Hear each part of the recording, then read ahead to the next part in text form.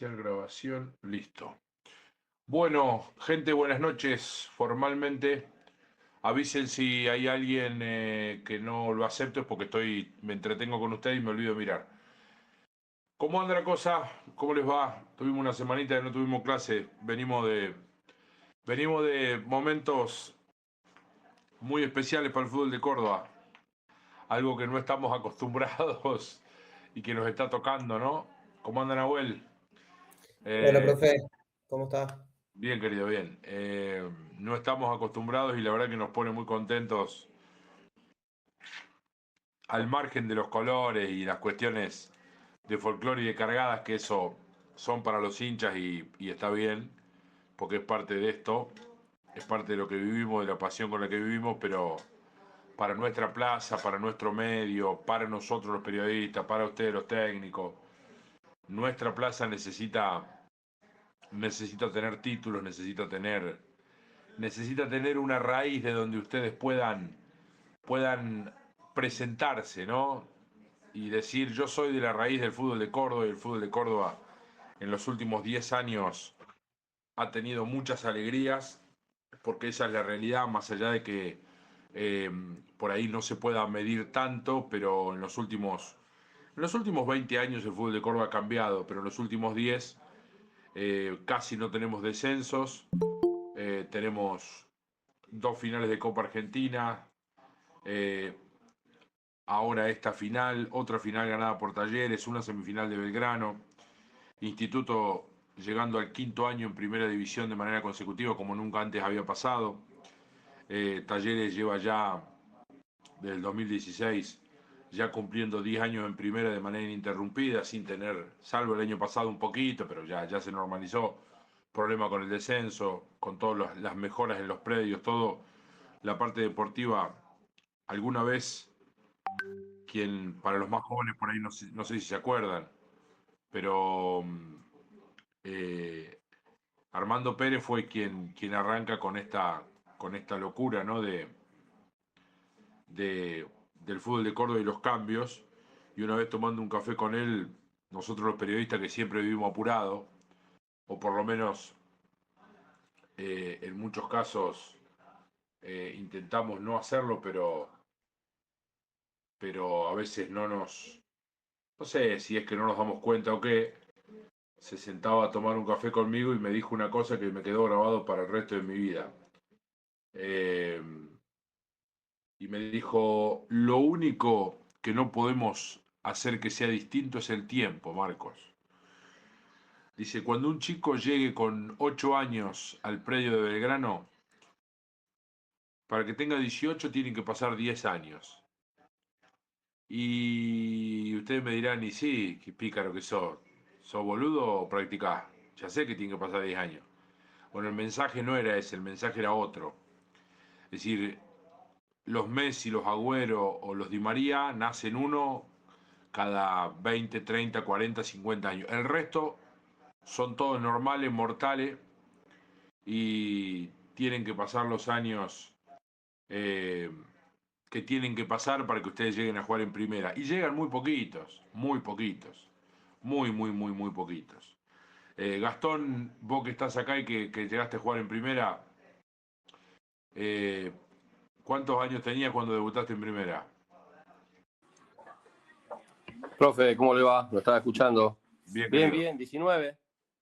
19. Y empezaste a jugar la pelota a los 5, 6, A los 7, ¿qué sé 5 años cuánto? en baby fútbol, sí, hasta los 12. Y Bueno, y después te fuiste a un club. sí, después lucharla, como dice usted, lucharla y lucharla durante muchos años. Y claro, y para que llegaste a los 19, tuvieron que pasar los 14 años, 13 años que tuviste, que tus padres te llevarían con mucho esfuerzo, que tu madre te haría el sanguchito y la coca, y que tus hermanos te acompañarían, y es la vida. Y Sí, vos, sí, y vos llegaste.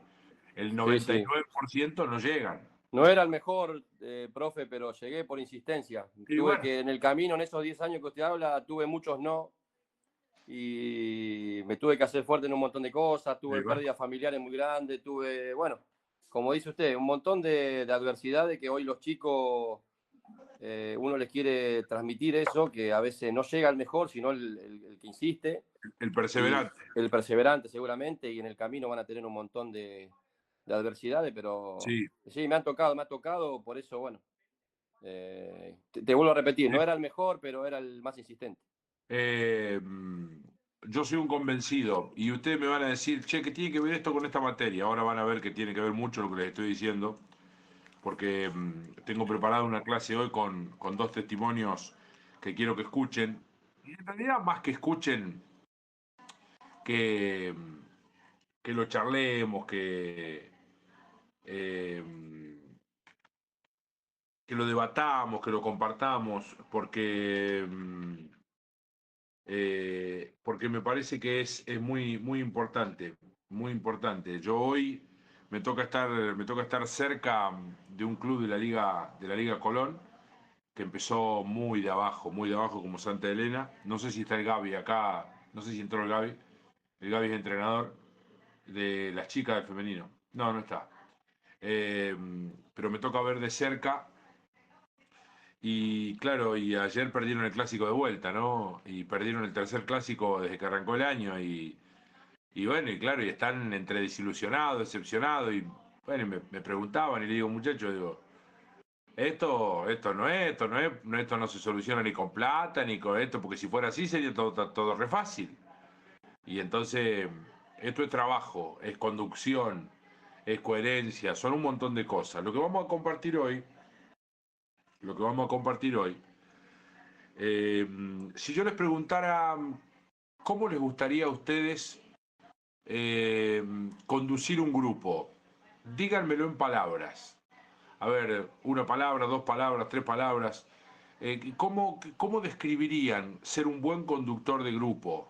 A ver, pero no lo relacionen con el fútbol. Un buen conductor de grupo en el grupo de amigos que se juntan a comer los asados, en un equipo de fútbol, en una fábrica, en un comercio, en el colegio secundario. ¿Cómo tendría que ser un buen conductor de grupo? ¿Qué tendría que tener? Saber delegar, Marco. Saber delegar. Qué palabra, ¿no? Qué palabra, dale. Qué palabra, loco. Te lo digo por experiencia. Me tuve que cazar un cáncer para entender que la vida no la podía manejar yo, la vida de todo el mundo. Y cuando lo digo, no lo digo literal, no lo digo metafórico, lo digo literal, ¿no? Eh, Fundamental, saber delegar. ¿Qué más? Dale. De a palabra. Creo que es importante ¿Cuál otra? el diálogo, hablar. El diálogo, sí, el diálogo. Dale, delegar, tener diálogo. ¿Qué otra cosa? A ver, Fabricio, Gastón, Lucas, El compañerismo. compañerismo. Pero de todas maneras, yo voy marcando algunas cosas, ¿no?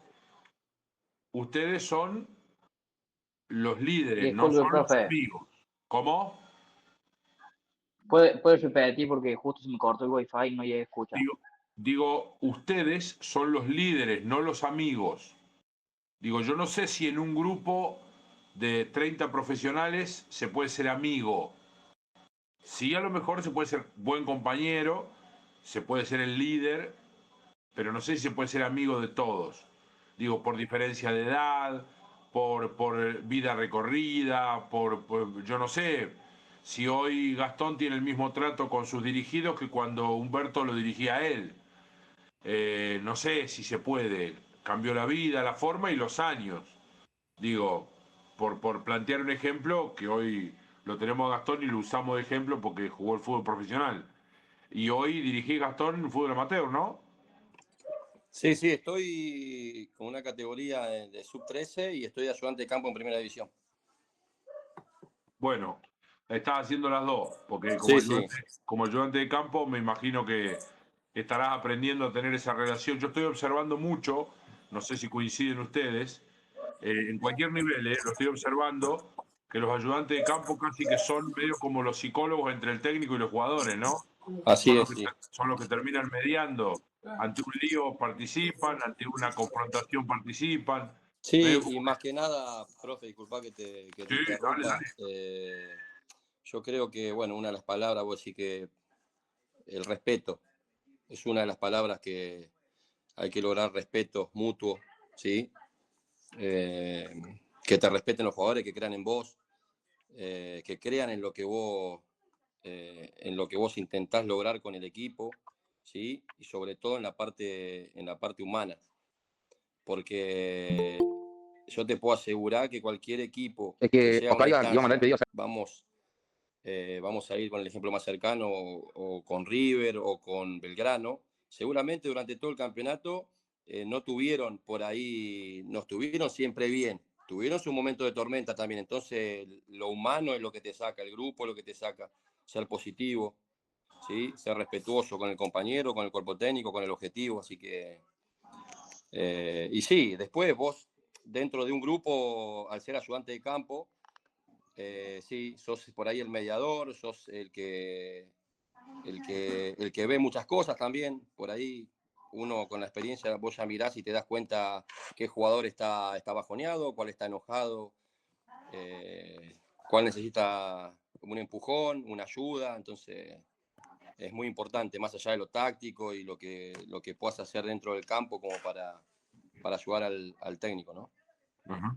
Bien. El resto, Lucas, acaba de entrar Lautaro, Fabricio, Emilio. Humildad, profe. Es muy importante que el líder tenga mucha humildad hacia el grupo. Ujú. Bien.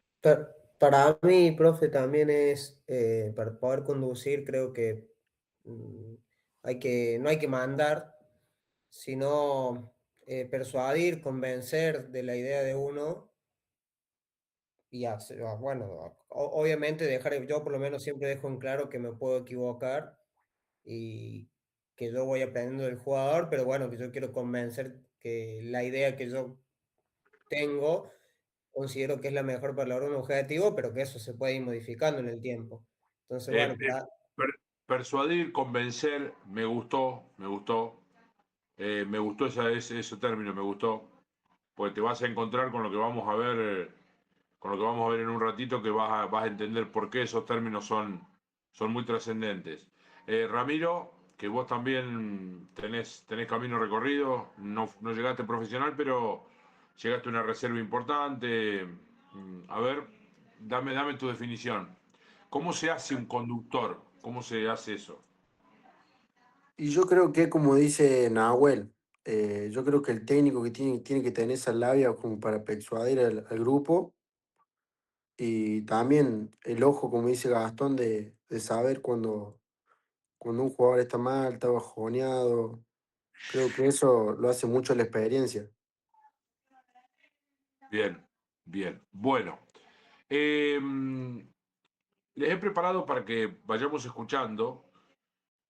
eh, Eso también, Marco. sí, Escuchar. escuchar. Sí, sí, escuchar. Sí. Bueno, les he preparado Coordinación. en la comunicación, sí, alguien lo dijo, el diálogo. Sí, sí, sí. Un tipo que ya no está en este mundo, pero que yo me sentía muy identificado, lo admiraba mucho. Además me tocó compartir. eh, Pareció que me había tocado a alguien, estoy loco, acá estoy solo. Ya estoy entrando en un colapso. Eh, Me tocó compartir el Mundial de Brasil, yo estuve 35 o 37 días, no me acuerdo, siguiendo la selección. Me tocó estar muy cerca, nosotros parábamos en un lugar que se llama, un pueblito pequeño que se llama Vespasiano, que está distante entre Belo Horizonte y el predio donde entrena Mineiro. Eh, Me tendrán que llamar todos a esto, pero ni que tuvieran una puntería. Eh, en Ciudad de Galo, donde entrenaba Argentina, y me tocó compartir todo el mes y pico siguiendo la selección y con Alejandro Sabela viéndolo, que no lo cambiaba nada y no lo cambió nada, ni cuando fue ni cuando volvió. Y esto me parece que lo hizo mucho más grande. Por ahí no sé si era un técnico tan reconocido. Por ahí siempre había quedado a la sombra de Pasarela. Eh, y entonces eh, uno lo tomaba Sabela como si fuera, no quiero decir como si fuera de menor valía, y después cuando lo empezás a conocer, su comportamiento, sus charlas, su fuera de micrófono, vos te das cuenta que es un tipo sensacional. Acá les traje un extracto para que lo escuchemos sobre la filosofía de juego, pero principalmente de la vida, como una cosa se traslada a la otra, ¿no? Vamos a escuchar un poquito y vamos charlando también y vamos tomando nota, porque de esto quiero que hagan un trabajo que va a ser el trabajo final para aprobar la materia, una cosa parecida, una charla parecida a lo que va a dar Sabela, bajado a la realidad de cada uno de ustedes. ¿Está claro? Bajado a la realidad de cada uno de ustedes. Eh, el trabajo, eh, el trabajo va a consistir en que ustedes, desde el punto de vista de la comunicación, me cuenten a mí, pero en realidad yo no soy yo, sino que yo soy alguien del club a quien ustedes le tienen que contar el proyecto que tienen para el club. Ese va a ser el trabajo final, ¿sí? Una exposición frente a cámara y en donde van a hablar de todo esto, de la forma de vida, de la forma de juego, de cómo se manejan o cómo se manejarían. Bueno, una especie, ¿cómo decirle? A ver, ¿cómo se llama? Un LinkedIn personal para venderse, pero el venderse bien, no el venderse a lo chanta, ¿está claro? Vamos. Como una entrevista. Sí, pero no sería una entrevista. Es decir, yo te pido. ¿Quién fue el que habló? ¿Quién fue el que dijo eso? Yo, Luca. Lucas. Yo te digo, Lucas, necesito que me mandes quién sos, porque quiero verte. El otro día escuchaba, ya les voy a decir quién. Alguien que contaba que había tenido entrevistas con no sé cuántos entrenadores y cómo hacía, él viajaba al lugar. No recuerdo, ya les voy a decir quién era. Él viajaba al lugar y se sentaba a escucharlo al entrenador. Y charlaban de la vida. Y entonces, claro, el que estaba en su hábitat era la persona a la que iban a entrevistar. Pero no lo tomaba como una entrevista, sino era conocer a esa persona. Qué pensaba de la vida, qué pensaba del país, su cuestión filosófica, ideológica, política. Un montón de cuestiones que van más allá si vos me decís, che, vamos a poner 4-3-3, vamos a poner 4-3-1-2, vamos a poner 14 defensores y un delantero, vamos a jugar sin arquero, qué sé yo, todas esas cosas que en el fondo del camino yo cada vez me convenzo más que cualquiera de ustedes sabe de fútbol como puede saberlo eh, Guardiola o Luis Enrique o el que ustedes quieran. No tengo la menor duda que de fútbol más o menos todos sabemos iguales. El tema pasa por esto que vamos a escuchar, por cómo lo comunicamos, por cómo nos hacemos entender, por cómo caemos bien sin forzar esa situación. Bueno, de todo eso es lo que quiero que hagan el trabajo final, que ustedes me cuenten quiénes son para que yo los conozca y si algún día tengo un club, eh, los pueda ir a buscar. A ver, escuchemos. Demasiado pomposa. En Fútbol al Instante. Suena demasiado pomposa con mi manera de ser, demasiado grandilocuente. A mí me gustaría más, suena más como algo más autoritario. En cambio, conducción o conductor suena como algo más democrático. Puede ser que esté equivocado, como tantas veces en mi vida, pero por lo menos son esas pequeñas sutilezas o pequeñas diferencias o pequeñas cuestiones que tal vez tienen que ver con mi información que hace que yo prefiero la palabra conductor y no líder. ¿Qué es un líder o qué es un conductor? Es un administrador de ilusiones, es un administrador de esperanzas, es un administrador de egos y en definitiva, a la corta o a la larga, irremediablemente llegará el momento de tomar decisiones. Y esas decisiones no son ni más ni menos, en el fondo de todo, que la lucha entre la inteligencia y el carácter. Ahí tendrá que tomar decisiones, en esa lucha permanente que va a tener entre su inteligencia y su carácter. Porque Bien. Apenas algunas definiciones acaba de dar Sabela, ¿no? Apenas algunas definiciones. ¿Cómo es? Un administrador de ilusiones, dijo Sabela. Díganme,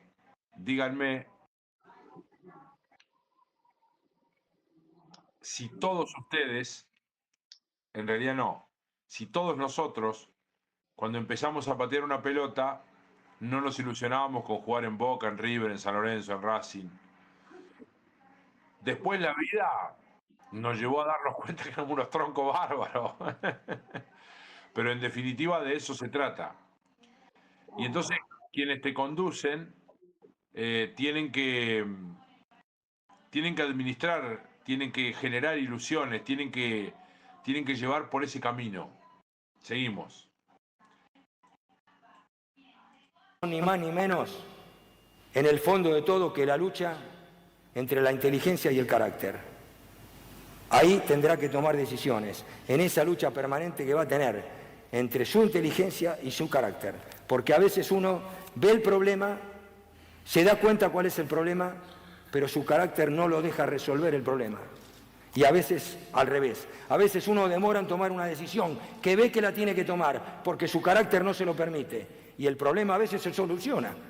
Y a veces el problema se hace más grande. Y a veces es al revés. El carácter, lo impulsivo de un entrenador, lo hace tomar una decisión a unas sabiendas. Creo que en su interior de que está tomando la decisión equivocada. Porque él quiere ser el que mande. Porque él quiere ser el que tiene la razón. Pero en el fondo se está equivocando. Y en el fondo está cometiendo un gran error. ¿Por qué? Porque usted le está fallando a las personas que, primero a los jugadores y después a las personas que representa, que es el público, que es el destinatario final de este juego y de este deporte. Porque sin el público, sin los jugadores, sin la pelota y sin una camiseta, esto no existe. ¿Y qué hablo yo de gratitud y representación? Tengo que ser agradecido. Y después lo voy a decir con las mismas palabras. Porque un líder tiene que ser agradecido, porque está en un estado de ánimo, porque su alma está en un estado que hace que se pueda brindar a los demás, se pueda brindar al prójimo, se pueda brindar hacia sus jugadores. Por eso, lo importante de ser agradecido y de tener gratitud. Estamos en el medio de la cena, aquí estamos nosotros, tenemos que responder, obviamente que tenemos que responder ¿a quién? A los directivos, que son los que los contratan. Tenemos que responder a los jugadores, darle armas, darles herramientas, interactuar con ellos. Si no hablas con los jugadores, realmente estás totalmente equivocado. Son ellos los que entran a la cancha, son ellos los que se tienen que sentir bien. Son ellos, de repente, en el cual está lleno de jugadores de mucha experiencia, con los cuales vos tenés que actuar permanentemente. Nadie nació sabiendo. Vos aprendés de ellos y ellos aprenden de vos. Creo yo que aprenden algo de lo que uno le dice. Los amigos de la prensa y del público. Voz populi, voz del Box Day. La voz del pueblo es la voz de Dios. La prensa es el nexo que comunica al público, que comunica al entrenador, y todas sus actividades, mismo a los dirigentes y a las actividades del club, con el público. Me preguntaron el primer día. ¿Sabes por qué te trabas cuando te hacen una pregunta en inglés? Porque estás usando un traductor. Y no el de Google, sino uno mental. Ahí va. What do you do for a living? Te hacen una pregunta en inglés. Tu mente primero la traduce al español. ¿A qué te dedicas? Después piensas la respuesta en español. Soy diseñador gráfico. Ahí va. El primer día, el club con el público. Me preguntaron el primer día,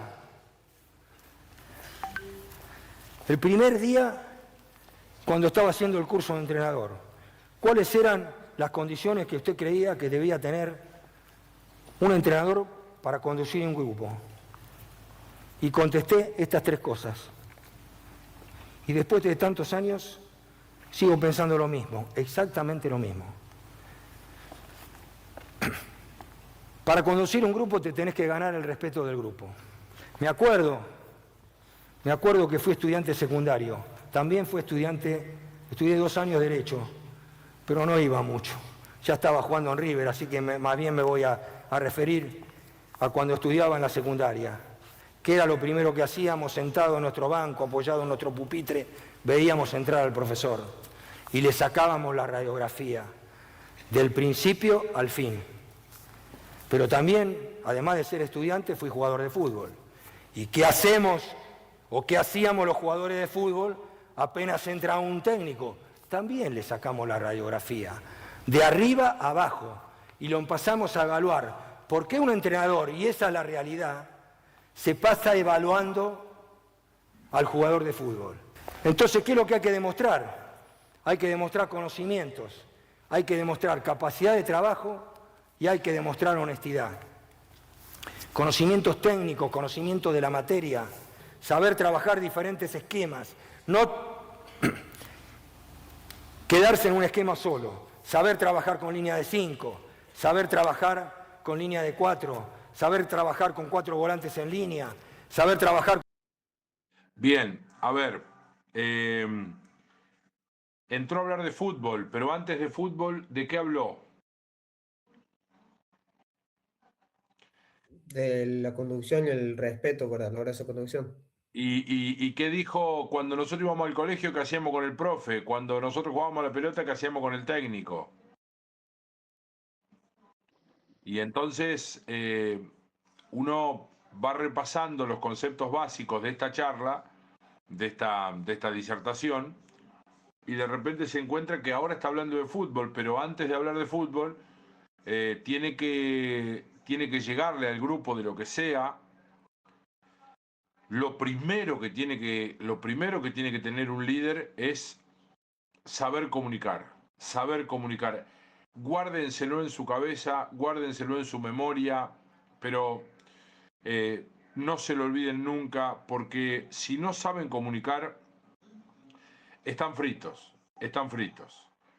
Por eso me interesa mucho, más allá de la cuestión futbolística, que ustedes tengan en claro por dónde se arranca la charla, cómo se continúa, cómo se prepara, qué se hace, para saber qué decir. Bueno, ustedes se darán cuenta que él está dando esta charla y él, todas las diapositivas o pantalla o el elemento tecnológico que esté usando, lo va acompañando porque él tiene absolutamente claro cada cosa que tiene que decir. Él no tiene nada anotado, tiene un papelito en la mano que lo único que lo tiene es para descargar tensión, como cuando yo les digo, agárrense una lapicera, el celular, un papel, cualquier cosa que les haga descargar tensión, que los haga apretar el puño, que los haga aflojar el puño, que los haga relajarse, que los haga endurecerse, pero no tiene nada. Es su capacidad, su trabajo, su conocimiento y su facilidad para explicar lo que todos sabemos, pero hay que explicarlo. Porque la manera que tiene de explicarlo es como le llega a los jugadores. Sigamos, está hablando de fútbol ahora, ¿sí? Está hablando de fútbol. Con 4 volantes en rombo, saber trabajar con un punta y doble enganche. Nosotros, los estudiantes, hicimos en el último torneo 5-3-1-1, hicimos 5-4-1. En la selección argentina arrancamos el primer partido, no, mejor no me quiero acordar mucho el primer partido, pero bueno, no importa. Arrancamos con un 5-3-2, después jugamos 4-3-3 y después en la última parte del torneo jugamos 4-4-2. Es decir, yo creo que un técnico tiene que estar preparado porque vos mañana te llaman a dirigir un equipo que vos querés que juegue de tal manera y vos llegás y te das cuenta que el equipo no puede jugar de esa manera. Entonces vos tenés que estar preparado, tu mente tiene que tener la suficiente abertura para darse cuenta que no podemos jugar de esta manera, vamos a jugar de otra. Pero además de eso, tenés que estar preparado para saber trabajar ese esquema. En líneas generales tiene que ver con los conocimientos, saber trabajar los diferentes sistemas de juego. Pero existe otra cosa más. Porque podemos saber mucho de fútbol, pero tenemos que saber cómo explicarlo. Tenemos que tener una metodología de trabajo. Porque nosotros no nacimos corriendo, nosotros nacimos gateando, después caminamos, después trotamos y después corremos. Entonces, primero trabajemos sin oposición, después trabajemos con una posición leve, después con una moderada y después con una posición como si fuera del partido. Y también tenemos herramientas, tanto sea individualmente como colectivamente. ¿Cuáles son las herramientas? La palabra, el video, el pizarrón y el campo. Son las 4 herramientas para que, tanto sea a nivel grupal como a nivel individual, poder solucionar los problemas. Y que Me equivoqué de botón. La palabra, el video, el pizarrón y el campo. Arrancó por la palabra. Sin explicar, no hay video. Sin video no hay pizarra, sin pizarra no hay campo. El campo, que es donde ustedes se pueden llegar a desenvolver mejor, es donde tienen que ir a bajar el concepto, el contenido, a bajar el conocimiento, a convencerme que yo me vas a poner de 3 o de 4 y yo tengo que rendirle al equipo. Para llegar al campo, ustedes tuvieron que haber pasado toda la otra parte anterior. En el campo se entrena 1 hora por día, 1 hora y media por día, quieren 2 horas por día y no todos los días. El día después del partido se descansa, al día siguiente se hace un regenerativo, al otro día un poco de otra cosa y cuando quieren acordar, pasó la semana y tienen que volver a jugar, en el amateurismo o en el profesionalismo. Entonces cuando ustedes se dan cuenta de que la gran parte del tiempo la pasan comunicando situaciones, resolviendo problemáticas, como lo dice Isabela, se tienen que dar cuenta que tienen que estar capacitados para desde el léxico, desde la facilidad, desde el concepto, desde el conocimiento, desde la formación, mucho más que para hablar de fútbol. Porque ayer veía un entrenamiento de Luis Enrique sin oposición, que recién lo decía Isabela. Luis Enrique estaba arriba de una tarima, les gritaba a los jugadores y los jugadores lo miraban como diciendo, pero me estás haciendo hacer esta pelotudez. Jugaban 11 versus 1. El 1 era el arquero rival. Entonces él les explicaba cómo hacer y tenía que terminar en gol, claro. Y por ahí uno mira ese trabajo y dice, pero me está jodiendo. Me está haciendo un trabajo 11 contra 1. Y a veces erran los goles porque el arquero la saca. Bueno, el ejercicio tenía toda una explicación de cómo hacerlo. Pero para que eso se haga, el jugador tiene que estar convencido. Ustedes me dirán, Marco, los jugadores del Paris Saint-Germain, el que menos gana tiene un salario de 4 o 5 millones de dólares. Sí, está todo bien. Está todo bien, pero los egos los tiene el del Real Madrid y los tiene el del equipo de Gastón en el pueblo. Porque es lo mismo, digamos. No será por plata, será por placer. No será por placer, será por reconocimiento de los amigos, qué sé yo. Pero los egos están. Entonces, la palabra es el primer motor o el motor que mueve el resto, ¿sí? La palabra es lo que mueve el resto. Después viene todo lo otro. Pero primero ustedes tienen que explicar y después finalmente llevar al campo para que el jugador pueda hacerlo, pueda sentirse identificado. Sigamos. quedarte tranquilo y así como yo le pido a los jugadores, cuando vos te vas y te cambiás y te estás peinando, decís, hice todo para solucionar los problemas del equipo o para que mi equipo sea mejor. ¿Por qué? Porque no me olvidé de si este jugador tenía un problema y no me resolvía esta situación, mostrarle un video, trabajarlo en el campo, hablarlo en el pizarrón o hablarlo directamente mano a mano. Porque acá está la esencia, creo, de todo. Aquí está la chispa que... El pecho es lo más difícil de entrenar. Tu superserie, banca o... Ahí volvemos, muchachos, ahí volvemos. Me parece esta publicidad con este fisicudo. que enciende el fuego, el gatillo que suelta la bala, que tiene que ver con los valores. Es la cuestión esencial de todo grupo humano, es la cuestión fundamental de todo grupo humano. Es lo que dije anteriormente, el gatillo que suelta la bala, la chispa que prende y enciende el fuego. Y eso es lo que tenés que inculcar en un plantel profesional. Esos son los valores que te van a hacer grande. Ese es el fondo y esa es la esencia y eso es lo más simple y eso es lo que te va a empujar a ganar, a tener muchas más posibilidades que ganar que a perder. Arrancamos, equilibrio emocional. todos los que tenemos que tomar decisiones, cualquier decisión necesita un tiempo muchas veces de espera y tener un equilibrio emocional. El 80% de las expulsiones son por doble amarilla, casi estadístico. Y estoy convencido que si revisamos las estadísticas de ese 80% de doble amarilla, no menos del 80% rayan en la imbecilidad, una amarilla puesta.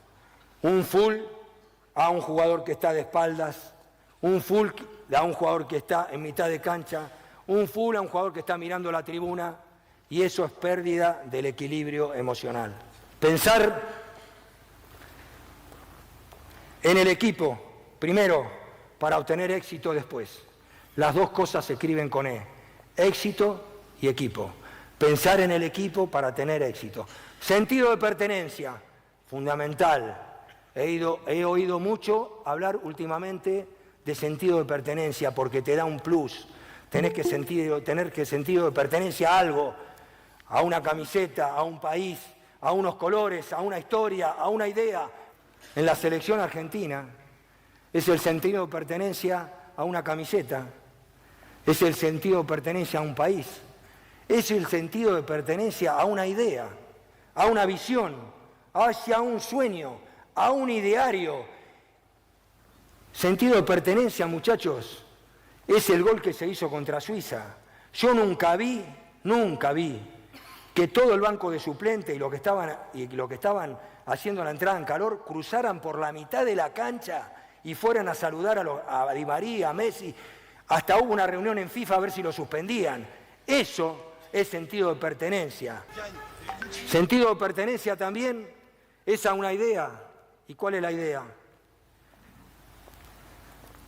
El nosotros sobre el yo, el plural sobre el singular, el colectivo sobre el individual, el prestigio sobre la fama, la individualidad sobre el individualismo, la inteligencia sobre la viveza, un socio tan cercano a la trampa.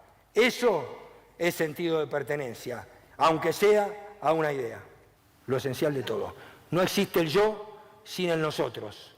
No existe la posibilidad de triunfar individualmente si no pensamos en grupo, si no pensamos en nosotros. Por lo tanto, como dijo San Martín, que San Martín dijo, seamos libres, que lo demás no importa nada. Muchachos, seamos equilibrados, seamos humildes, tengamos gratitud, pensemos en el equipo, tengamos sentido de pertenencia, porque la táctica y la estratégica, si no tenemos eso, no sirve para nada. Si te gustó el video, dale like. Bien. ¿Qué sacan en claro de todo esto? A mí me parece apasionante.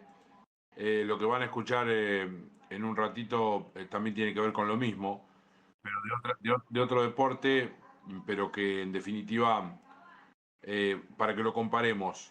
Ahora, ¿qué les queda en claro de todo esto?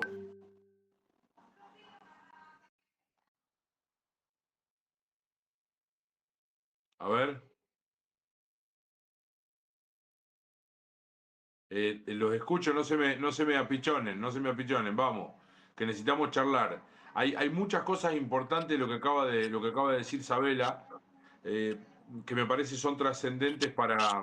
Hola Dani, ¿cómo va? Hola Marquito, perdón, recién no. llego de entrenar y no vi nada, porque si no... No, tranquilo.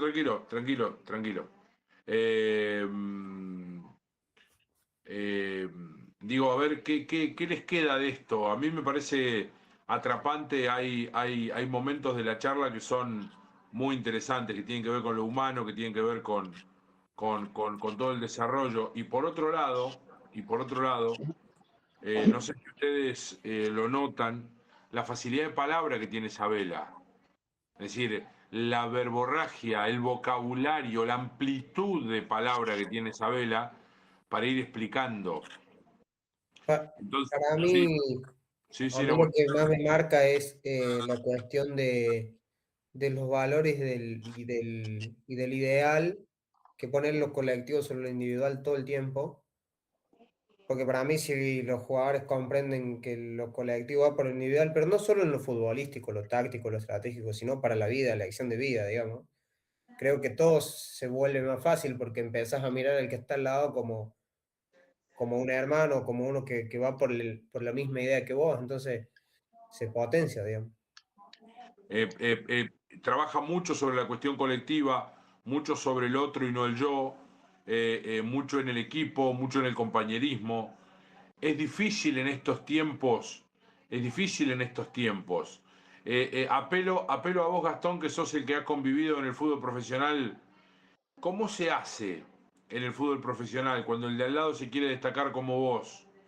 Contanos algunas experiencias. No quiero caer en que solo sea una anécdota porque no me sirve, pero sí me sirve que nos cuentes cómo se convive con eso del celo, del ego, eh, eh, de los jugadores importantes, de los que lo son, pero que en la cancha parecieran como que no importan tanto. Danos una mirada desde tu óptica como jugador profesional, Gastón. Marco, bueno, gracias por darme la palabra. La verdad que no es nada fácil. Yo al principio, cuando estuviste preguntando que definamos en una palabra por ahí manejar un equipo, muchos dijeron humildad, yo dije respeto, varios chicos dijeron otra cosa. Es que todo se resume en eso, ¿sí? En la creencia del jugador sobre el conductor. Porque él daba un ejemplo de la escuela, del profesor. Lo mismo pasa en el fútbol. El jugador te mide constantemente y te mide a ver si sabes, si no sabes. Te mide en un montón de actitudes. Por eso habla también de honestidad, habla de un montón de cosas. Tenés que ser el más honesto, tenés que hacer lo que decís, ¿sí?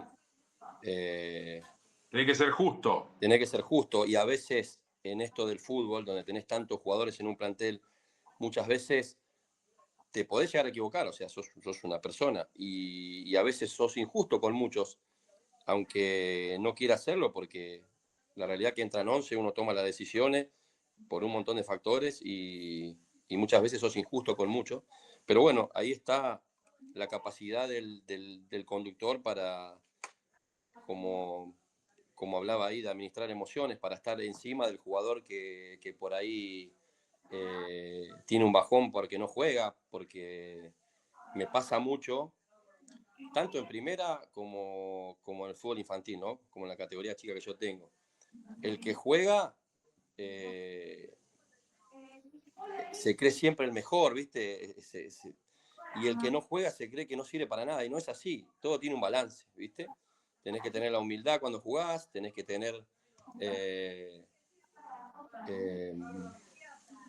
el balance cuando no jugás, sabiendo que vos sos importante, confiar siempre en tus condiciones, y si el jugador no encuentra eso, o vos no estás viendo que el jugador encuentra como que no sirve porque no juega, tenés que tratar de lograr ese balance entre todos, que no es fácil, y obviamente el saber, porque por ejemplo, el que vio este video de Sabela, todos sabemos lo que logró Sabela, lo que hizo y bueno, lo que fue como persona y como parte de un cuerpo técnico, tanto de la selección como estudiante. Pero si vos sos jugador de él y vos ves, te da una charla en un vestuario, que no ahí, no sé dónde estaba en esa charla que dio, si la dan en un vestuario y vos sos jugador y termina y te dice, bueno muchacho, vamos a jugar de esta manera y de esta manera vamos a ganar y vamos a salir y vos salís con toda la confianza, convencido porque vos lo escuchás y sabés que, o sea, te convence, va con la verdad y va con obviamente con el saber. Entonces, eso para mí todo se resume en eso, en tratar de sacar el máximo de tus jugadores, ¿sí? Obviamente con respeto. Obviamente el jugador siempre te va a preguntar. Vos fíjate que hay una imagen de él, yo creo que logró cosas muy importantes dentro de los grupos, y él siempre, viste, el respeto que tiene él. Y hay una imagen de la Bessi, del Pocho la Bessi en el Mundial cuando le tira el agua. Exacto. Sí, sí, claro. Por ahí dice, no, mirá cómo le falta el respeto. No, no, no. El Pocho la Bessi era un tipo como, era una de las personalidades que tenía dentro de un montón de personalidades. Y él logró, ¿me entendés?, lo máximo en esa personalidad. O sea, el Pocho la Bessi era un loco, pero pero te das cuenta en eso que le tiró agua, que el tipo, que la Bessi confiaba en él, que creía en él, que, ¿me entendés? Era la forma de demostrarlo. Y por ahí muchos que no dirigen un plantel dirían, no, mira cómo le falta respeto. Y el que está por ahí, estuvo dentro de un plantel, dice, mirá vos, che, cómo se ganó la confianza del jugador. Digo, como del Pocho, como de cualquier otro, ¿no? Les voy a contar, antes de seguir con este señor que están viendo en pantalla, que es Julio Lamas, que es entrenador de básquetbol, pero que está vinculado al fútbol porque fue ayudante de campo de Abel Balbo. No le fue del todo bien, pero es una persona vinculada a grandes equipos de básquetbol y obviamente vinculado al fútbol desde su acercamiento por ahí un tanto más lírico, si ustedes quieren, en función de que ya cuando llegó al fútbol, bueno, él ya había conseguido muchas cosas con el básquetbol. Pero les quiero contar esta experiencia que la estoy viviendo, la estoy transitando, porque me parece muy importante lo que está sucediendo con esto que está pasando con Belgrano de jugar la final. Y que, bueno, yo soy un defensor a ultranza de los procesos en los clubes. Yo soy clubcista 100%, siempre voy a estar del lado del club, siempre, siempre, siempre, nunca del lado del jugador. Yo considero que sin club no hay jugador. Y entonces, desde ese lugar, quiero contarles esta experiencia que me está tocando transitar y que pasó por turbulencias, pero que el tiempo pone las cosas en su lugar. Ricardo llega en enero del año pasado a Belgrano, en febrero más o menos, cuando se va el Viti, que era una cosa que era insostenible. Dirige un equipo que tenía jugadores de un nivel muy bajo. Entonces, en junio empieza el recambio y el equipo empieza a mejorar. Y por ahí parte de mis colegas, parte de la prensa y mucho el público se queda con el resultado. Entonces, acá viene lo interesante que quiero contarles. Necesitaba hacerles esa introducción para después contarles lo que les estoy contando.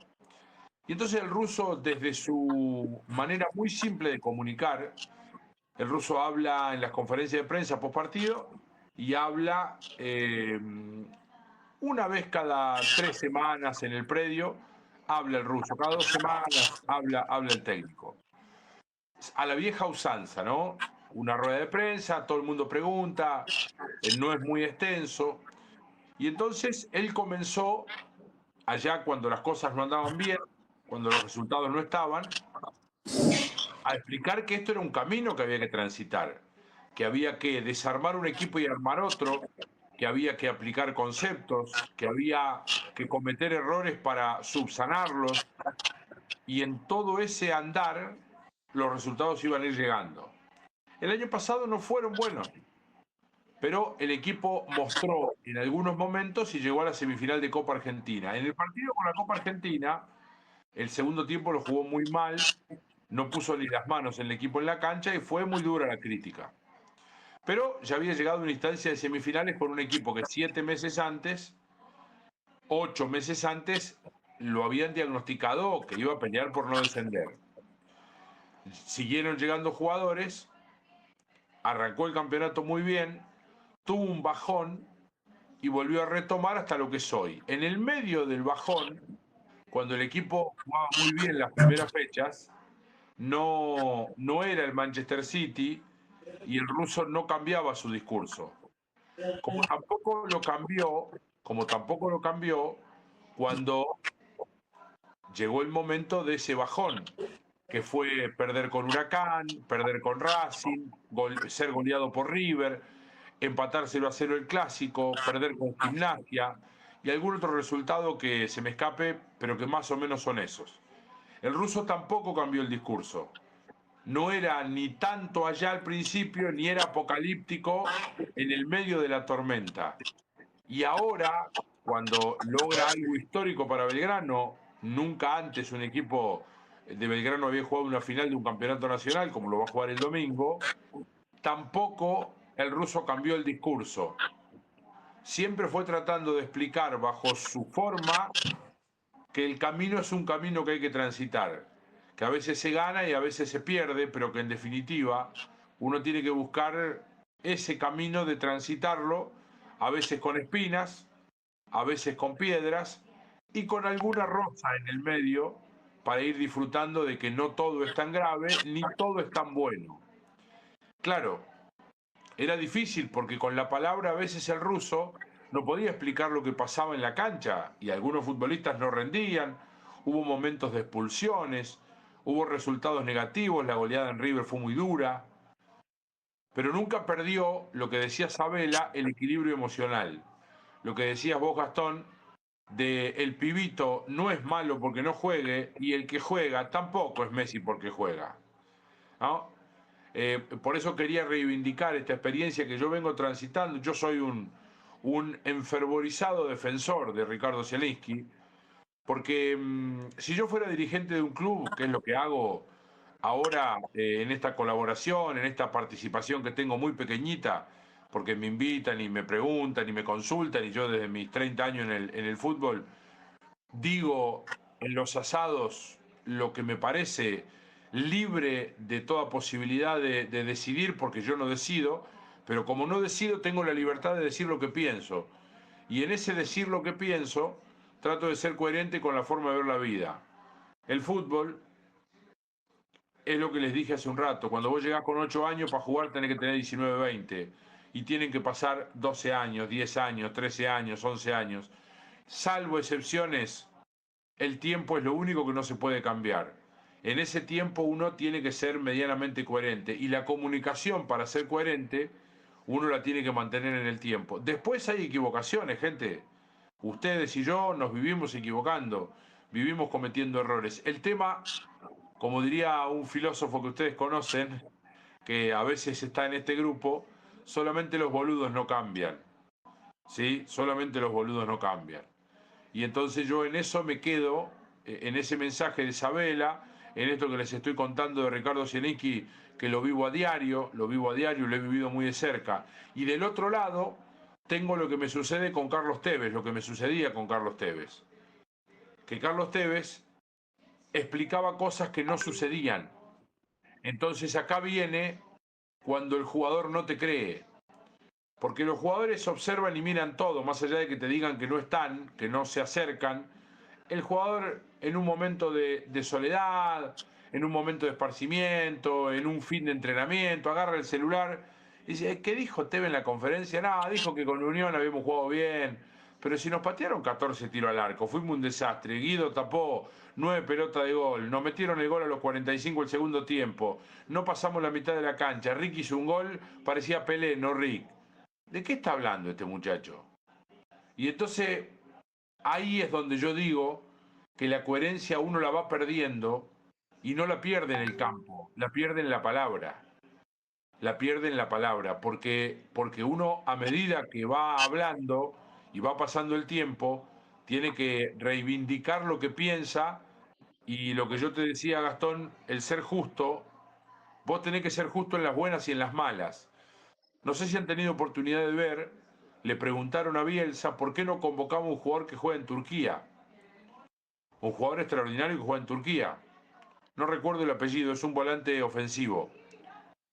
Y entonces Bielsa le dijo, mire, adelante de ese jugador, no recuerdo qué jugador es, si alguno se acuerda que me lo diga, es un volante ofensivo que juega en Turquía. Estoy tratando de hacer memoria. Y él les dijo, en esa posición, yo no lo convoco a este jugador porque en esta posición lo tengo a Valverde que juega en el primer nivel y tengo a otro jugador que juega en el primer nivel. Esos dos jugadores tienen tanta métrica, tanto recorrido, tantos pases, tanto. ¿Para qué lo voy a convocar si no lo voy a poner? El día que lo convoque es porque lo tendré en cuenta para jugar. Y entonces, claro, el periodista se queda mirándolo como diciendo, pero es una opción. Pero él no lo iba a poner. Entonces, ¿para qué convocarlo a ese jugador? Si total sabía que no lo iba a poner. Bueno, eso es ser justo, aunque claro, es antipático. Es muy antipático, pero eso es ser justo. Bueno, entonces por algo cuando los jugadores dejan a Bielsa, no hay uno que diga, este tipo es un loco, este tipo no me habla, pero este tipo me enseñó.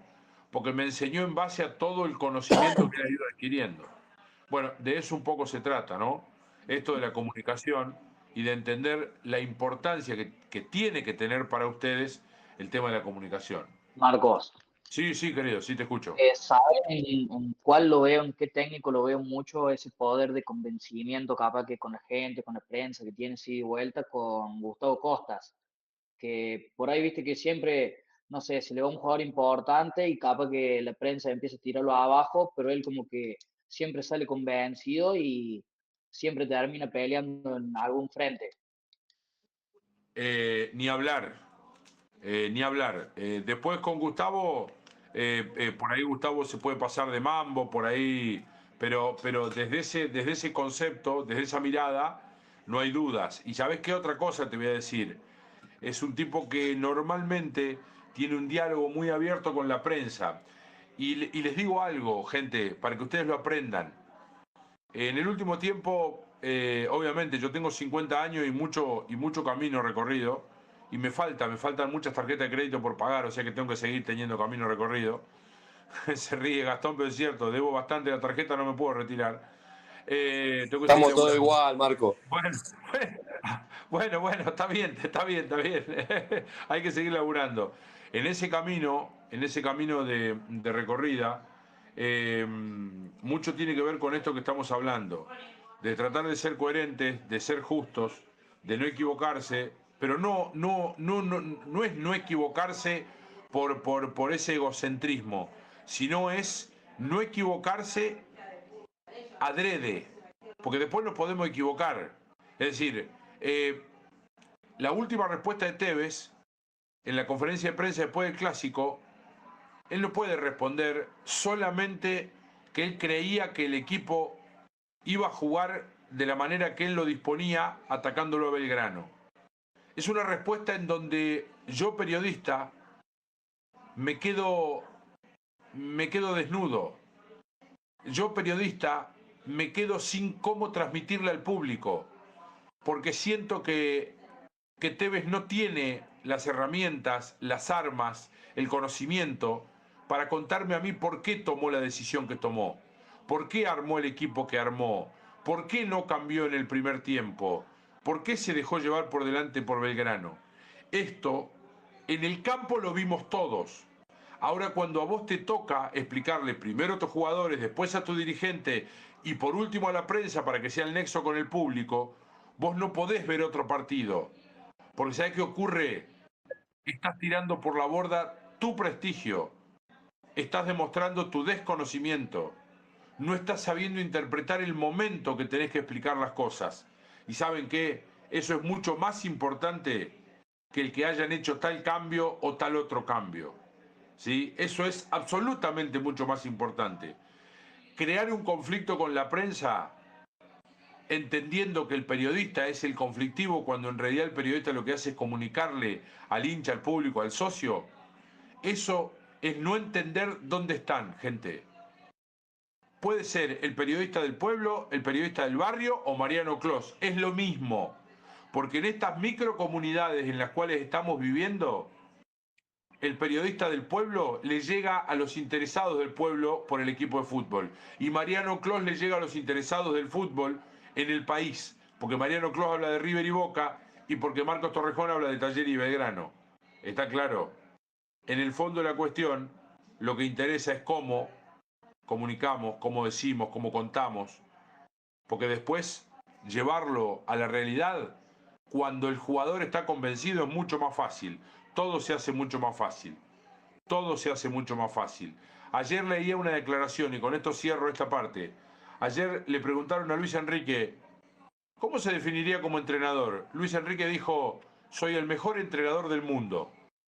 Entonces el periodista lo mira y dice, ¿usted se cree que es el mejor entrenador del mundo? Lógico, soy el mejor entrenador del mundo. Si yo no me lo creo, ¿quién me lo va a hacer creer? Yo tengo que estar convencido de que soy el mejor entrenador para hacer mejores jugadores a jugadores que ganan millones y que están para ser los mejores del mundo. Después, y termino con esto porque así terminó Luis Enrique, después el tiempo dirá si yo estoy a la altura o no estoy a la altura. Y ahora lo completo yo. el día que Luis Enrique no esté a la altura del Paris Saint-Germain, le van a pegar una patada en el culo y lo van a echar a dirigir en otro nivel. Y va a venir otro que va a tener que estar a la altura de dirigir al Paris Saint-Germain. En el fondo de la cuestión, todo pasa por la palabra, por las formas, por las maneras y por el conocimiento. Espero no aburrirlos. A mí me apasiona esto. Yo le doy mucho valor a la palabra, mucho valor a la palabra. Y espero no aburrirlos con lo que estamos charlando. Espero que no. No, Marco, yo de mi parte me sirve un montón lo que vos hablas, las charlas, los videos, porque yo soy muy comunicativo con los chicos, hablo mucho, hay una parte del plantel que no está a la altura todavía. ¿Por qué? Pero ¿cómo les explico yo? Son chicos que han subido de la quinta este año para cuarta. Entonces, ¿qué hago yo? Yo les pongo el ejemplo de decirle, miren, el año pasado los que están ahora les costó igual que ustedes, medio año, que es un proceso que ustedes tienen que cumplir para poder estar a la altura que están ahora.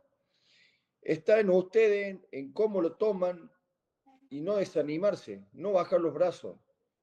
Vengan a entrenar. Entonces, vos ahí, cuando vos le llegas al jugador, ahí entendiste todo. Porque tenés que saber llegarle al jugador. Porque yo lo veo en colegas que van y dicen, bueno, se casan con un equipo y no le dan bola a los que quedan afuera. ¿Entendés? Entonces el jugador se va frustrado. Y no es la idea a esta edad frustrar a un chico. Entonces vos tenés que hacerle entender que el fútbol tiene procesos. Qué difícil, ¿no? Porque vos aquí lidiás con que el pibe no se te vaya, con que el padre te escuche. No me acuerdo si eras vos, Dani, Sí. otro de los muchachos que contaba la famosa historia del pibito que no tenía condición y que vino el padre a pedir explicaciones. Y vos decís, la puta madre, ¿cómo hago ahora? ¿Eras vos, Dani? No me acuerdo. Sí. Yo hice una reunión con todos los padres para no quemarlo el jugador. Siento que inteligentemente tenía que hacerle saber a él que no estaba al nivel de los otros chicos. Entonces generalicé, no marqué el punto de ese chico. Y además, te voy a decir algo que tiene que ver con esto de estos tiempos, ¿no? Hoy, a la mañana, una profe, la más grande mía, tiene 13, cumple 14 pasado mañana, el jueves. Y claro, una de las compañeras le pedía a la profe que no le tome el examen, pero se lo pedía en términos casi fuera de lugar, ¿no? Y entonces la profe tomó la decisión de escribir un correo electrónico donde cuenta la problemática de todos los chicos, o de varios chicos que tienen inconvenientes en las formas. Y claro, y salen las madres, los padres, a criticar a la profesora. Entonces, bueno, aquí se charló mucho en familia ese tema hoy. Aquí nosotros somos muy defensores de los profes. Para que estemos del lado de Morena, Morena tiene que justificarlo algún reto. Si no, sería muy complicado para ella que nosotros nos pongamos del lado de ella. Somos muy de ponernos del lado del profe o de la profe, en este caso de lengua. Y entonces digo, bueno, qué complejo que es todo, Dani. Para vos, Dani, para todos, ¿no? Porque hoy los padres sobreprotegemos a los hijos, no los dejamos volar, no los dejamos crecer, los apañamos todo el tiempo, nos ponemos prácticamente como su virgencita sobreprotectora, entendiendo que pueden tener algún disgusto. Exacto. No sé si está bien o está mal, a veces siento que somos demasiado sobreprotectores y esto nos genera muchos problemas a posteriori, ¿no? Sí, Marco, yo, disculpa que te interrumpa, Sí. estoy muy de acuerdo con lo que dice Dani, me siento identificado. Como te dije, por ahí yo tengo ahora, estoy de ayudante de campo en primera, pero también estoy con chiquitos, ¿no? Me cuesta acostumbrarme porque yo vengo de un fútbol totalmente diferente por ahí. Yo soy de Buenos Aires, ¿no? Donde en los clubes te tenés que ir a probar entre 200 jugadores y tenés que esperar no sé cuántas horas para probarte y tenés que estar acostumbrado a no estar en listas, a que venga alguien con una lista y te diga, bueno, mirá, te agradezco, pero ese puesto está ocupado y bueno, que tengas suerte en otro club. Y ahora me toca estar en un club de pueblo, un club grande, de la Liga de la Beca Varela, y donde es un club social, donde vos no le podés venir con una lista y decirle a un chico, bueno, mirá, muchachos, los que nombro van a seguir mañana y los que no, bueno, prueben suerte en otro club. No, vos tenés a los chicos que están un poco más adelantados que otros, tenés a los otros que vienen a su ritmo, entonces constantemente siempre tenés por ahí la queja de un padre, pero bueno, los chicos tienen que entender, por eso digo que estoy de acuerdo con el Dani, los chicos tienen que entender que todo lleva un proceso, que si ellos cumplen con ese proceso, son respetuosos con los compañeros, con el equipo, también obviamente tienen que tener su premio porque dice, bueno, entonces yo me porto bien y no me dan caramelo, entonces lo mismo. O sea, no, vos como profe tenés que tener la capacidad de buscarle los minutos al chico para que ellos se sientan, porque no es lo mismo, equivocar no vamos a equivocar todo, y los chicos por sobre todo, aparte no tiene nada de malo del error, porque el error aprenden. El tema es que dónde se equivocan, por ahí, si vos te equivocás en un entrenamiento, el profe se lo puede corregir, yo o el profe que sea, vos se lo podés corregir para que sea mejor. Pero una cosa es equivocarte en un entrenamiento y otra cosa es equivocarte dentro de un ambiente con gente, de un partido, contra otros chicos, con otras camisetas. Entonces, uno como profe, por ahí a los chicos que por ahí vienen más despacio a su ritmo que otros, en cuanto a lo que sea, coordinación, técnica, táctica, lo que sea, también darle sus caramelos, digamos, que tengan sus minutos y que sepan esa experiencia también para aprender y que por más que los padres vengan a hablar, ellos tienen que tener su tiempo de adaptación y bueno, ver un montón de cosas. O sea, por eso te digo, me cuesta acostumbrarme porque generalmente acá tenés muchos problemas de eso y generalmente pasa por lo que vos decís, Marco, que hoy están muy sobreprotegidos los chicos. Antes cuando éramos chicos nos mandaban a probar, nos agarraban un bolsito, te tomaba 3 colectivos, te tenías que ir a probar esperando entre 200 jugadores, esperando 10 horas de que te probaran y llega la hora de que te prueban a vos y llega después una lista y dice, bueno muchachos, los que nombro vienen el lunes y los que no prueban suerte en otro club. Y bueno, agarrate tu bolsito, te volviste a tu casa, seguir insistiendo, entonces eso te forjaba. Hoy en día yo entiendo, y nosotros creo que Dani también, todos los que son profe, entienden por ahí la frustración que tienen los chicos cuando llega la lista de citación el fin de semana y hay chicos que no están, pero yo vengo también a entrenar y yo me insisto, bueno.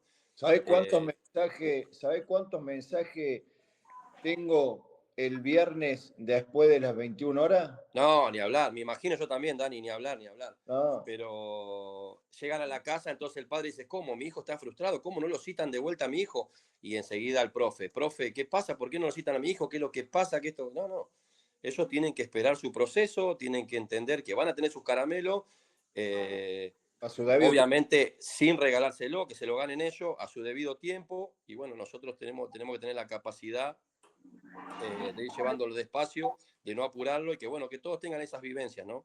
Obviamente, tratar de ser competitivo con todos los chicos, que todos tengan sus minutos, pero como siempre te digo, no, en algún momento con algunos sos injusto, siempre.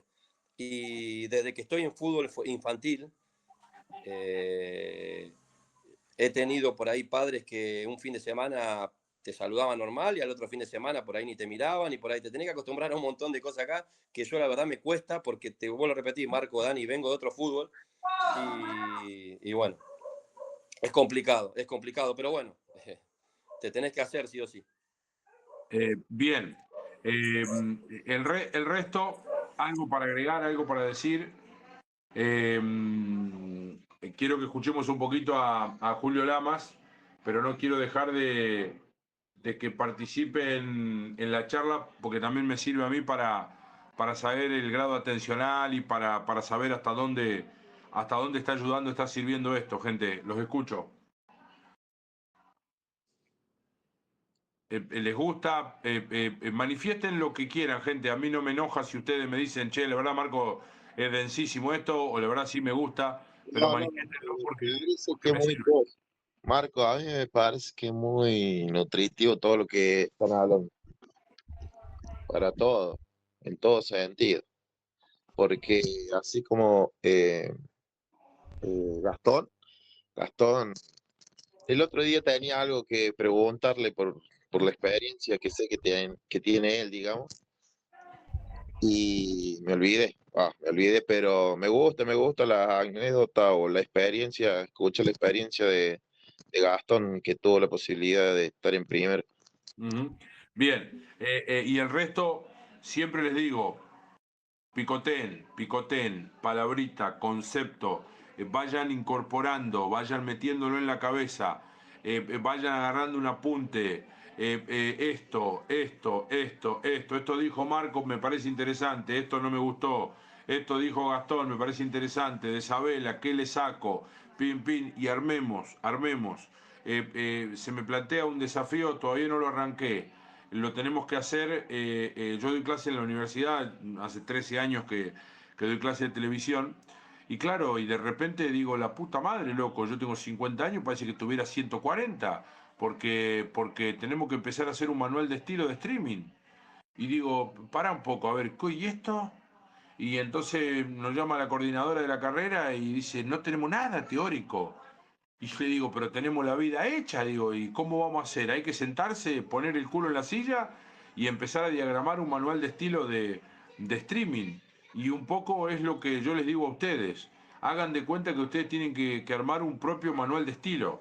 Un manual de estilo propio. El Dani tendrá el suyo, Gastón tendrá el suyo, el Ramiro tendrá el suyo, Nahuel tendrá el suyo. ¿Sabe qué? Nahuel se dedica y le gusta estudiar y está estudiando política o está estudiando algo vinculado con la política.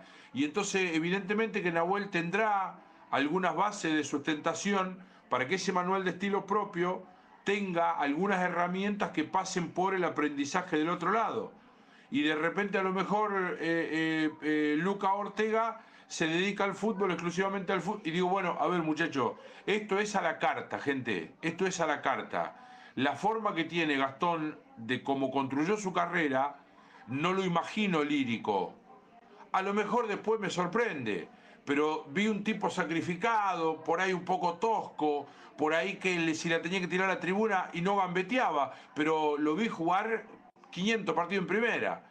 Y por ahí aparece otro que no era tan sacrificado, y vos decís, a ver, ese manual de estilo lo tengo que crear en base a mi personalidad, a mi forma, y cómo se construye. Y se construye tomando cositas de todos, algo de esta clase, algo de la clase de arbitraje, algo de una experiencia propia, pero trasládenlo, hagan el ejercicio, prueben y se van a dar cuenta que los va a enriquecer porque en definitiva eso después se aplica. Aquello de me parece que vos fuiste, Dani, que lo hiciste. Después me parece que no lo desarrollamos mucho, pero creo que lo hiciste cuando tuviste esa charla con los padres que me dijiste, armé la charla, la bajé al papel, puse los términos favorables, los desfavorables, lo que me podían preguntar, lo que no me podían preguntar, por dónde tenía que ir. Digo, y de repente eso a mí me demuestra seguridad, convencimiento, conocimiento. Digo, todo eso nos ayuda a ser mejores profesionales. A mí Es me lo que- ayudó, Sí. Marcos, mirá, a mí me ayudó un montón lo que vos me dijiste y te escuché de eso de entrar a separar qué puedo recibir, qué puedo llegar a contestar, todo eso. Mira, yo tuve una reunión muy pacífica. Mira que venía con los tapones punta. Primero hablé yo, te juro que después reinó la paz en el saloncito ese. Los padres digo, bueno, a ver, habla vos, habla vos, habla vos. Y después yo daba mi devolución. A la semana siguiente, el profe de la quinta, yo soy papá de uno de los jugadores de la quinta, fuimos. Fue una locura esa. Una locura fue la reunión esa de padres. Lo querían linchar al técnico. Muchachos, entiendan esto, entiéndanlo. si el líder tiene los conceptos claros, Sí. baja, tranquilidad y calma más allá de las decisiones que tome. Si ustedes se plantan, yo me planto acá a hablar con ustedes y no tengo un carajo de idea de lo que estoy hablando, ustedes se van toda la mierda, muchachos. Pero esto es así. Esto es así. Yo no fui jugador profesional de nada, pero tengo vestuario porque soy un mal jugador. Pero tengo vestuario, he jugado al básquet, he jugado al fútbol, hoy juego a un deporte individual y es lo mismo, es lo mismo. Es lo mismo, ¿no? Ayer jugábamos el provincial. Yo juego en primera división, arriba mío en una categoría superior. Y jugué contra el campeón. Y me ganó un partido increíble y lloró todo el partido. En un momento determinado le digo, basta, Bruno, de llorar. Basta, Bruno, de llorar. No podés llorar. Somos dos viejos de 50 años jugando a esto. Hinchá las pelotas, jugá vos en tu lado y yo en el mío. Dejá de protestar por todo. Y entonces había un montón de gente mirando, claro, y la gente habrá dicho, estos dos viejos pavos que encima pagan para jugar, se pelean. Yo no me peleo con nadie, pero les quiero mostrar que esto es así. Vos tenés que mostrar autoridad y conocimiento y se terminan los problemas. Y se terminan los problemas. Es la vida, muchachos, es la vida, no es ni más ni menos que eso. Estamos ya en el tiempo. Nos quedan 3, 4 minutos porque me lo marca la grabación. Les voy a ir pidiendo que vayan trabajando en un, valga la redundancia, en un trabajo final. Nos quedan, si no me falla la memoria, 2 clases y media, 3 clases, digamos, no pasa nada por un poquito más, un poquito menos. Nos quedan 3 clases.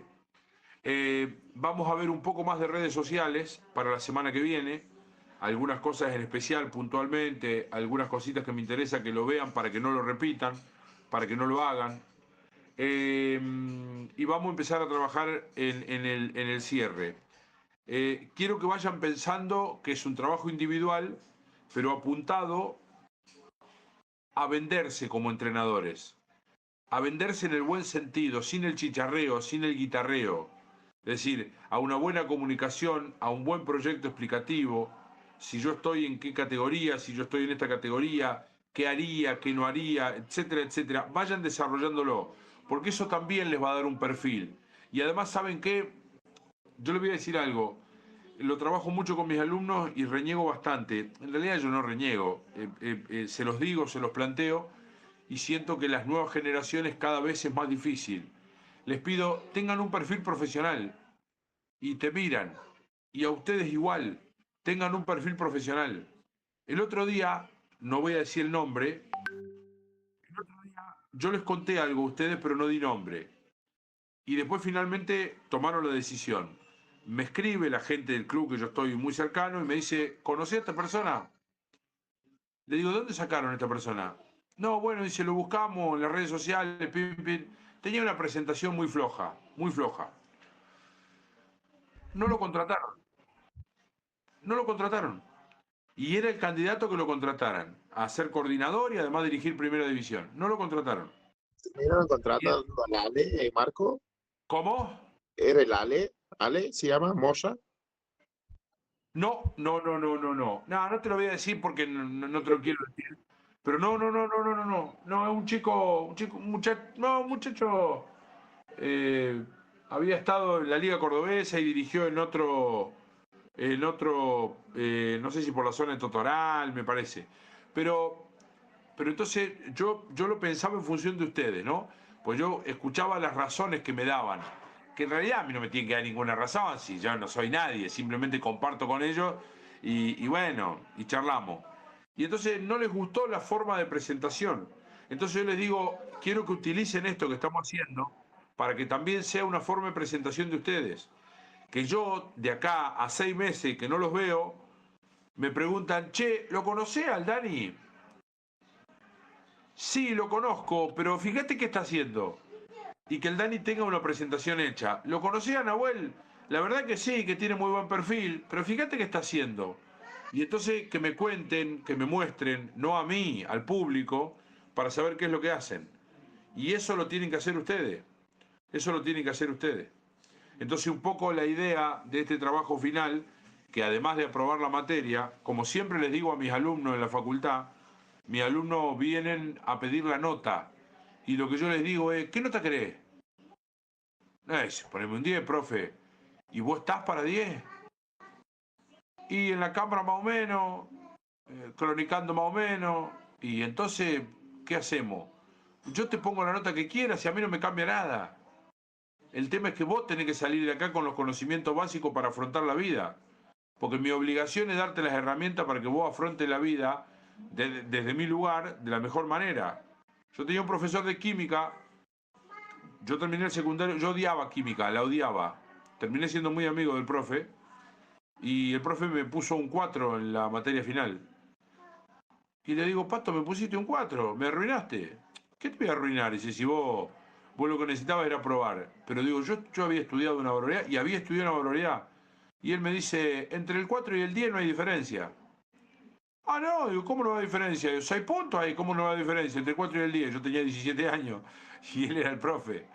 Y entonces él me dice, no, Marco. Dice, vos te vas de acá entendiendo que si no estudiabas no aprobabas. Ese 4 es para que vos te des cuenta de que si no hay sacrificio, que si no te preocupabas, no ibas a aprobar. Ponerte un 4 un día era lo mismo. Yo ya había conseguido en vos lo que vos necesitabas para lo que venga. No, este 4 no te cambia nada. Y yo digo, hijo de puta, digo, ¿sabes cuando mi vieja como me preguntó cuando vio el 4? Me dice, ¿arañaste la nota? Le digo, mamá, no, ¿qué voy a arañar la nota? Sabía todo, pero te puse un 4. Y entonces le conté a mi vieja y 30, 40 años después mi vieja me dice, tenés razón, el 4 y el 10 son lo mismo. Porque el tipo había conseguido que yo me preocupara por su materia.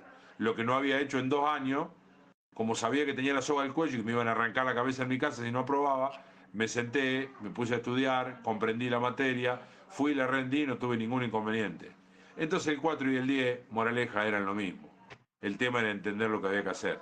Y esto que estamos charlando con ustedes igual, gente. ¿Entendiste el mensaje?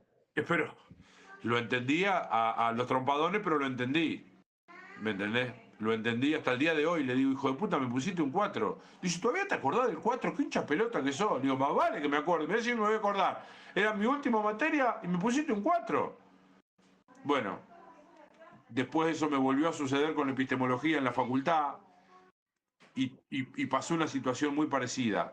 Muy parecida, que el profe fue injusto conmigo porque me había clavado un 2 primero. Después yo me senté con él, estudié, me cambiaron la regla del juego, el tipo no me aprobó y a la siguiente me dijo, tengo que resarcirme, y me puso un 10. Y yo digo, es injusto, porque ese 10, yo no quería el 10 de ese 10. Yo quería que me hubiera aprobado el día anterior, la materia anterior, la vez anterior. Porque el 10 era como una culpa que él tenía.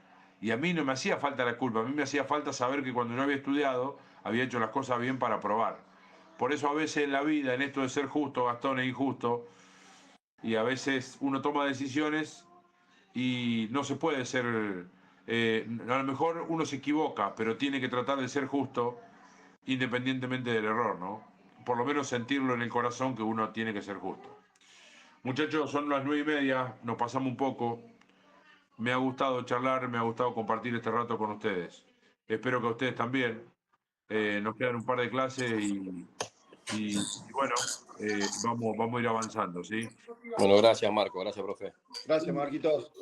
Gente, Gracias, Marco. nos estamos viendo la semana que viene. Gracias, profe. Gracias a todos. Se aprende de todo, muchachos. Gracias por opinar. Chau, chau. Chao, Gastón.